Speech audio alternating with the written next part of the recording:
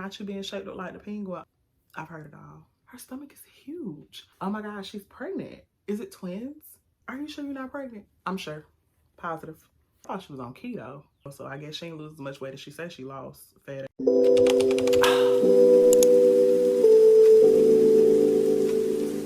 Oh, hey y'all. Welcome back to my channel. Y'all love the hauls and y'all like to see me try things. But this is something that I feel like is not talked about enough. If you grew up in a house and then you're not very close knit, or if you don't know like your family's medical history or things like that, this may not be something that has ever even come up. Y'all, living with fibroids, 0 out of 10, I would not recommend.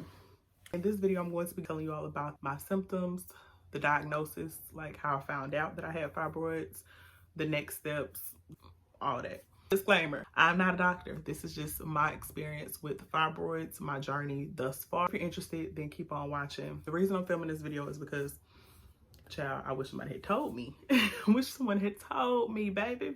So hopefully this video will help to shed light, raise awareness, especially for Black women. We'll get into the statistics and things like that, the medical research. Let's get into it, shall we?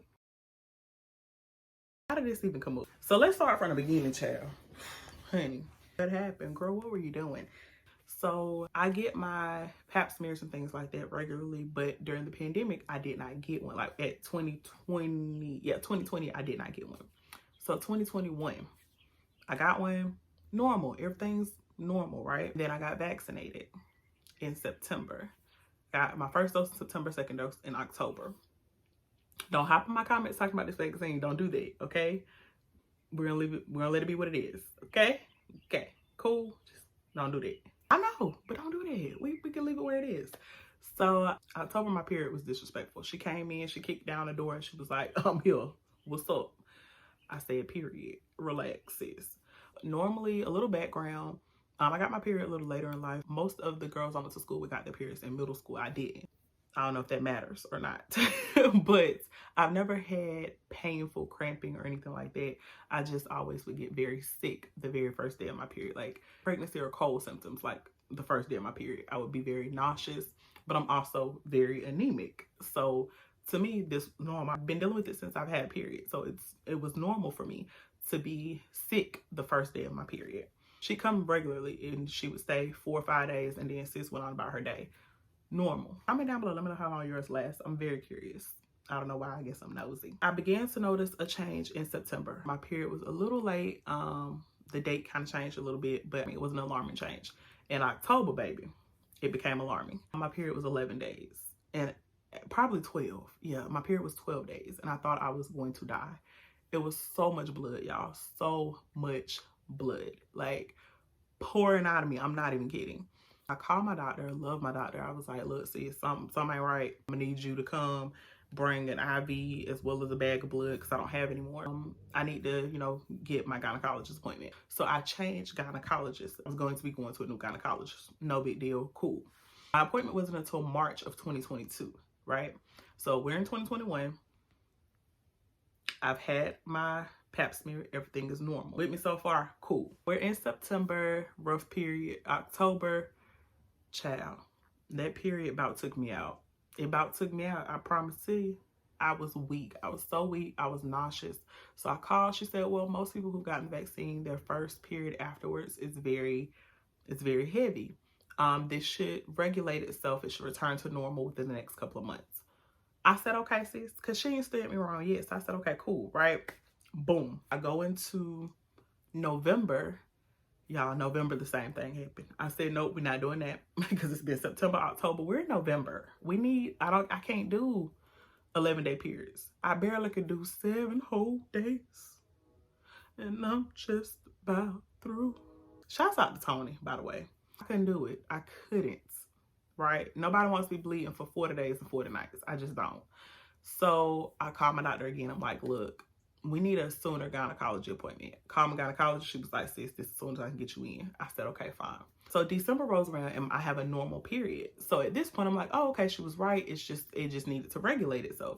Cool. January, that's when I got COVID, normal period. February, normal period. However, in November, I started having these really intense stomach pains. Like my stomach, oh my gosh, y'all.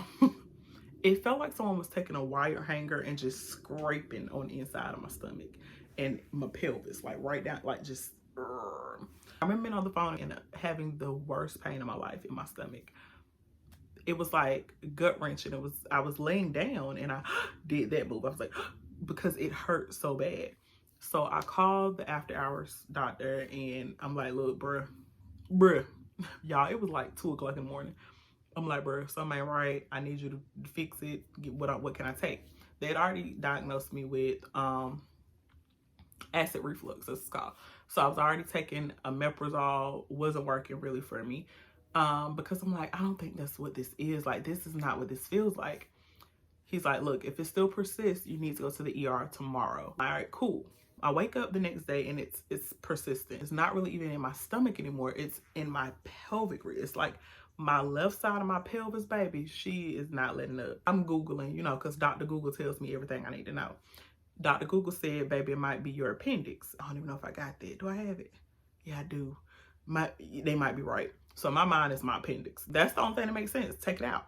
So we get to the ER and they immediately take me to the back. They're like, because I was doubled up. Like, I couldn't move. Like, I was in that much pain. Do the CTs and all of that. They give me an IV and give me medicine to immediately bring my blood pressure down because I do suffer from malignant hypertension, so my blood pressure be through the roof. Their main concern at that point was stabilizing my blood pressure. They didn't really care about my stomach. They was like, you're gonna be all right. Let's get the blood pressure down. Whatever they gave me, I went to sleep. I was knocked out.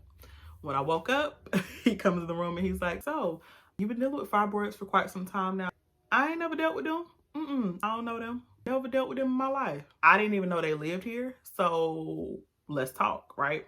Because I'm confused. And he says, well, we compared it to your previous scan. This is something that's new. Apparently, it's definitely new to me. And he was just very like, I'm not even going to say nonchalant, but just very like, girl, you gonna be all right?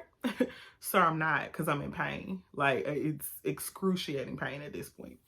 So he said, well, the great news is your appendix is fine. You're great. You do have a bit of diverticulitis.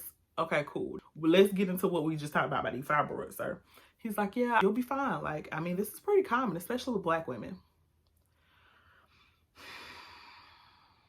I'm gonna need you not to write me off like that. I'm gonna need you, granted, yes, a lot of things are common with Black people. That does not mean that I want it. That does not mean that it's supposed to be there, right? Just because it's common doesn't mean I want it. Yes.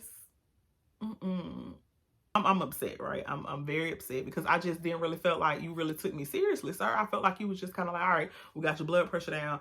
It ain't your appendix. Talk to your gynecologist. Have a great day. At this point, my symptoms are I'm extremely nauseous. I can't really eat much. Every time I eat, I keep feeling like I'm about to throw up. My stomach is very swollen. Like, y'all, I'm gonna show. I'll insert pictures. Matter of fact, hold what you got. So, and as you can see right here, is what we're dealing with right now.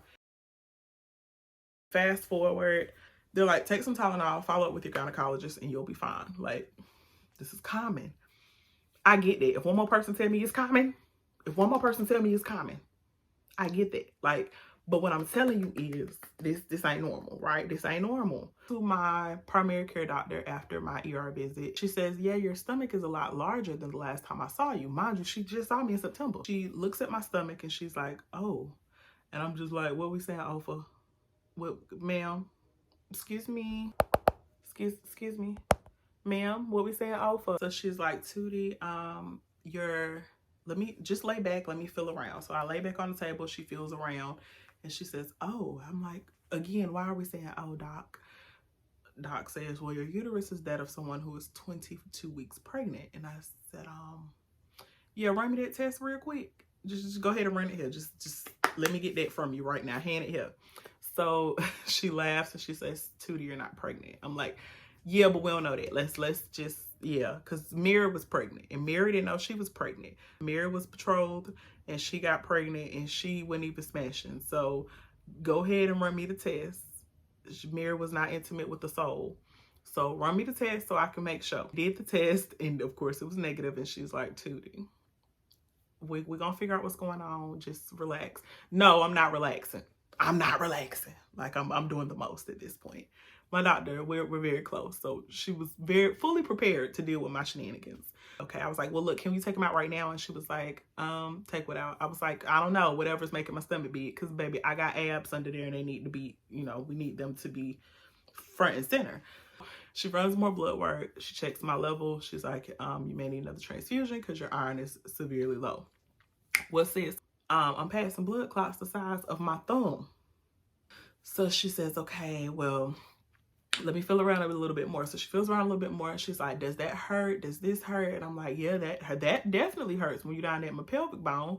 And she's like, okay, well, I'm not a gynecologist, but you know, I do want you to try to get your gynecology appointment sooner. My appointment for my gynecologist wasn't until the middle of March. I get a call. They're like, we're gonna move your appointment up, you know, closer. So they moved it up 2 weeks. Cool. Fast forward, I get to my gynecology appointment. This is my first appointment with my new gynecologist. Super nice, cool. She looks at my visit from the ER. So she says, I definitely understand how you feel in terms of wanting this out of you because it's not something that should be there. So I'm like, okay, she made me feel crazy, right? She made me feel heard and valued. So I really appreciated that. And then she said, are you familiar with what fibroids? So I was like, no, I've Googled and, you know, I've since watched videos, but prior to this diagnosis, no ma'am, wasn't aware that I had them. She said, do fibroids run in your family? Let me stop you right there, sis. We ain't that kind of family to where I would know their medical history. So it is very important that you know your family's medical history, especially your close family, because had I had those conversations, I would know that like other people in my family have suffered from this same thing. Congratulations, you played yourself. If it runs in your family, if you're African American, there are a few other factors that can contribute to the development of fibroids, although like what causes them specifically is unclear. Let's run it down. I'm fat, right? I'm cute, but I'm fat, yes. I'm black. I may even be ugly, but thank God I'm here. I'm sorry, I got sidetracked. Fat, black, family has them. Pre-existing health conditions, high blood pressure, those type of things. But there are a list of others. I'll link an article down in the description box below if you want to read up more on fibroids. She does the pap smear because I was actually only there for a pap smear because my appointment for the fibroids wasn't until like a week or 2 weeks after that. It just so happens I got fibroids now. So now we got to discuss that too. So she says, okay, we'll do, you know, I'll get a sample. The pre-cancer screening is negative, so you're good, okay? For now, anyway. They schedule the next appointment. So she orders another CT scan. I get the other CT scan back and it tells me that my fibroid is like that big. Cool. So that was what size the largest one was. Post-it note. I'm like, all right, I got a post-it note. Yeah, that's what I thought. That's all I thought I was gonna have to deal with. That's gonna be easy. She calls me and she says, hey, you know, we got your CT results. Just wanted to discuss them with you. We also, at this point, based off the CT, we need to do a transvaginal ultrasound.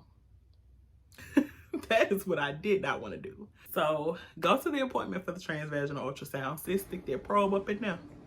I'll insert some footage. Oh, it's up there. Take it out. Can you reach it? This dark thing down here, that's the big fibroid. Yeah, we want her out of there. See that white circle? Yep.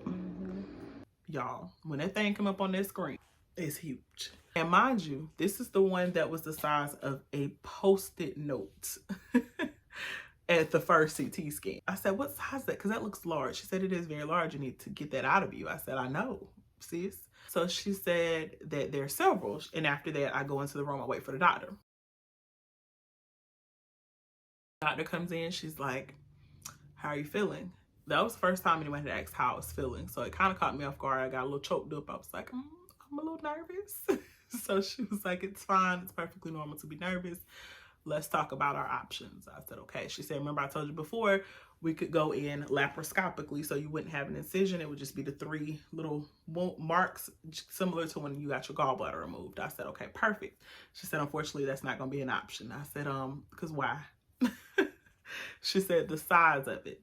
She said, we're not going to be able to do that option because we can't remove it laparoscopically because it's too large. She said the other option is us to remove it vaginally. That's not an option. Also, meds to shrink it weren't an option at this stage. It's larger than what your cervix could dilate to. And my doctor decides to draw this wonderful picture because I was just confusion. The procedure that I have to have is a TAHBS. So total abdominal hysterectomy with the, I'm gonna put the word right here. I'm gonna put the word right there. And what that is they're going to remove everything. So yeah, my uterus, my fallopian tubes, everything, the cervix, all the stuff you need for a baby to be in here. Baby can't be in here. So no more kids for me. We're leaving the ovaries for hormonal purposes and to maintain hormonal balance. So that's great because baby, we need all the balance we can get. So she drew this for me. This is my uterus. The width, baby, she wide. So that's why I'm wide. It's wide.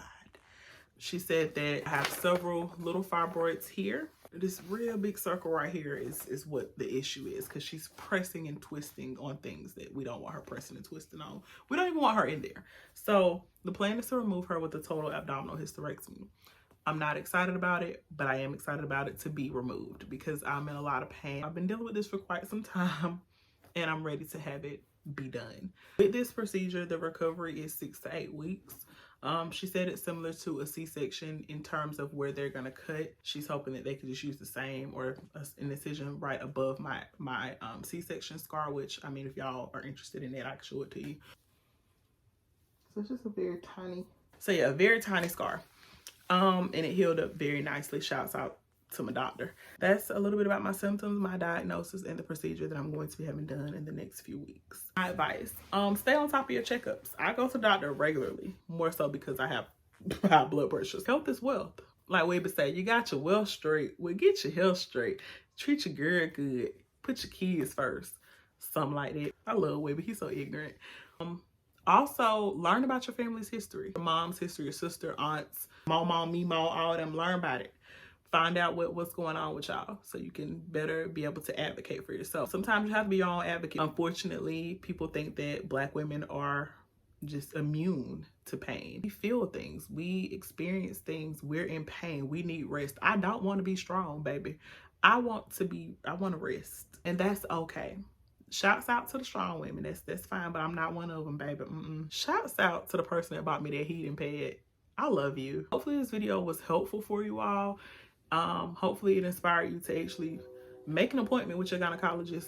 Let her know, talk to her about any changes. If you have an iPhone, you can use the little health app. It has a heart on it to track your periods. That has been so instrumental in my diagnosis because I was able to go through my tracker with her and say, hey, this is how long my periods ran this month, this is how long my periods ran that month, and also this is the symptoms that I was having because it lets you log your symptoms. Share this video with all of the women that you know. I hope that, you know, after this surgery, I'll be able to meet y'all somewhere in the comments. If y'all are interested, I could do a part 2 post-op, let you know how my surgery went. If you found this video helpful, definitely give it a thumbs up. And of course, if you have had experience with fibroids, if you're open to sharing, please comment down below.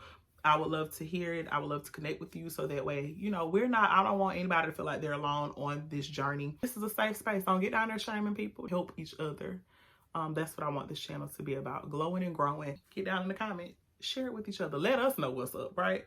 Because there's a lot that I don't know, and I'm sure there's a lot that you don't know that we can kind of help each other. So no, I am not with child. I'm not pregnant.